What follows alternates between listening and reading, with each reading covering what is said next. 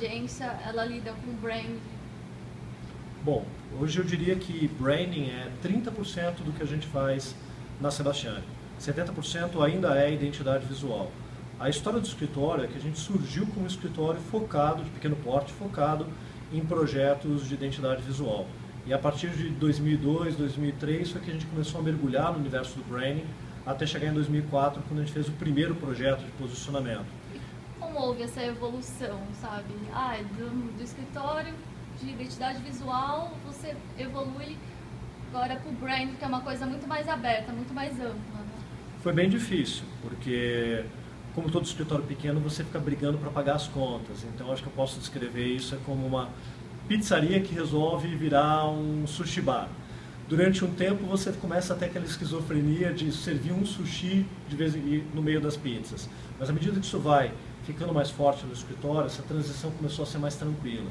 Então, claro, como a identidade visual ainda era boa parte daquilo que a gente fazia, era por isso que os clientes nos procuravam.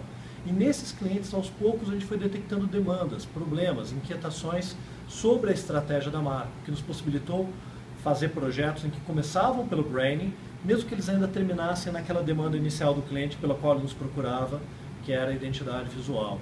Então também pode-se dizer que vocês plantaram a sementinha dos clientes. Em muitos casos, sim. Infelizmente, em alguns casos, até fazendo a parte de branding para mostrar para ele embutida no valor da identidade visual. Primeiro porque era importante ter um portfólio, testar aquilo que a gente estava aprendendo, testar a metodologia que a gente desenvolveu e poder ir colhendo esses resultados de ser visto pelo nosso cliente como um escritório maior do que apenas identidade visual. E agora voltando um pouco mais no core, né, de vocês, que é assim, como é que vocês criam uma marca? Qual é o processo de criação? Assim, eu vi no site de vocês que vocês têm um processo específico, né, da Sebastiani. Temos. A gente tem alguns módulos, que seriam os módulos de estratégia de marca em si, né? Mas isso não significa que um projeto que ainda esteja no campo da identidade visual não esteja contaminados por essa visão de branding. Na verdade, muitos dos projetos, falando primeiro de identidade visual, começaram a ficar desde o início contaminados pelo branding. Por quê? Em vez de partir para um processo de criação, a gente começou a definir no cliente qual era o DNA da marca dele. E discutir esse DNA, que era algo novo para ele, afinal o cliente tinha expectativa de algo visual, começou a mostrar um pouco das esquizofrenias que ele tinha na marca dele, de querer ser tudo. No momento que a gente começou a definir esse elemento do DNA da marca, ficou muito mais fácil definir uma estratégia para tangibilização daquilo numa identidade visual ou depois verbal e criar aquele conjunto de comunicação visual da identidade como um todo. Por outro lado, ao mesmo tempo foram entrando projetos em que, por mais que eles tivessem terminado a identidade visual, que era um ponto forte pelo qual nós éramos procurados, a gente começou a entregar processos de definição de estratégia de marca, posicionamento, arquitetura de marca. Mesmo no caso de varejos, lojas, restaurantes, a gente percebeu que existia um campo para definir o plano conceitual, o campo conceitual da marca.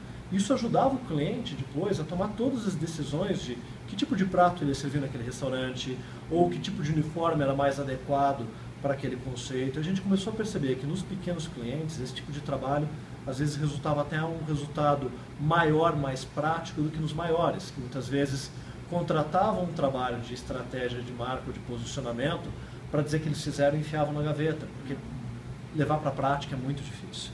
Fazer aquilo virar realidade na empresa é muito difícil. Quando vai para o universo de uma empresa pequena, fica mais fácil. Mais fácil implementar mudanças, né? Implementar mudanças, ou mais fácil do próprio gestor vestir aquela camisa e falar esse posicionamento não é o posicionamento que uma consultoria me deu. O posicionamento foi criado junto, esse é o meu posicionamento. Ele passava a ser esse guardião da marca. Eu lembro de um caso, é uma pena que esse projeto não inaugurou porque o cliente teve um problema financeiro. Ele veio nos procurar para montar uma lanchonete de fast food, praça de alimentação, hambúrguer, e ele ia concorrer com McDonald's em alguns casos. Ele falava, como eu que sou pequeno, com produto similar, vou concorrer com o McDonald's. E a gente foi desenvolver justamente um plano conceitual para ele, de um universo de marca que a gente encontrou. Claro, ele pesquisou como eram os concorrentes em praça de alimentação, como era o universo visual dos hambúrgueres, e a gente percebeu que tinha um gancho ali interessante de ser trabalhado. Por mais que hamburguerias com temática dos anos 50, 60 já tivessem desgastado, já havia um monte, e o público está familiarizado com esse modelo, gosta desse modelo, tem aceitação, não existe um modelo como esse em praça de alimentação.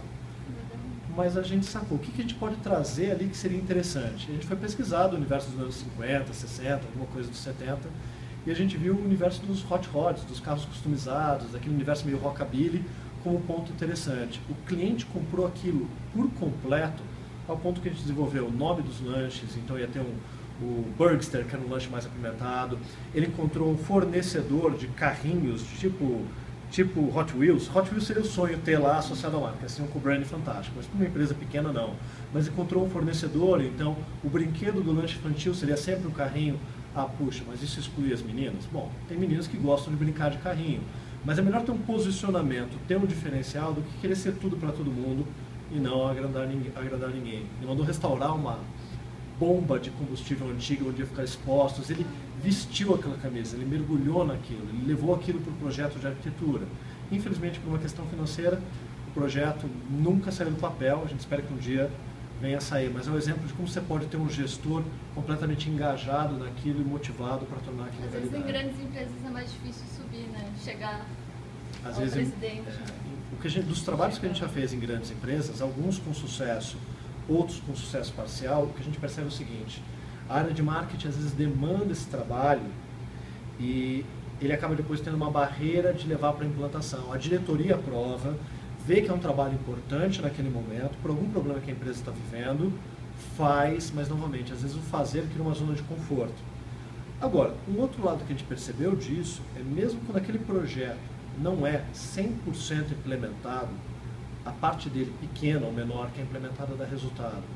Isso para mim começou a mostrar o universo de que a gente não precisa ter sempre num trabalho de branding, analisar todos os elementos. Você não precisa ter um projeto talvez completo em todos os casos, mas definir quais são as ferramentas principais e esse projeto de branding pode ir crescendo. Do que adianta fazer que a gente estava conversando um pouco antes, fazer um mapa de stakeholders, desculpa, não era com vocês que eu estava conversando disso, de fazer um mapa de stakeholders, um plano de gestão desses stakeholders. Se a empresa vai falar, puxa, eu tenho aqui 42 stakeholders, como é que eu vou gerenciar 42 stakeholders? Não vai. Você vai selecionar alguns principais, vai trabalhar, na hora que aquilo estiver andando, pega um outro grupo. Então, muitas vezes, o projeto completo demais, ele fica muito difícil para a empresa usar. Então, às vezes, vale mais a pena falar, vamos definir 5 stakeholders para trabalhar nos próximos 4 anos e depois ir ampliando esse leque conforme a empresa vai tendo gás e vai se profissionalizando.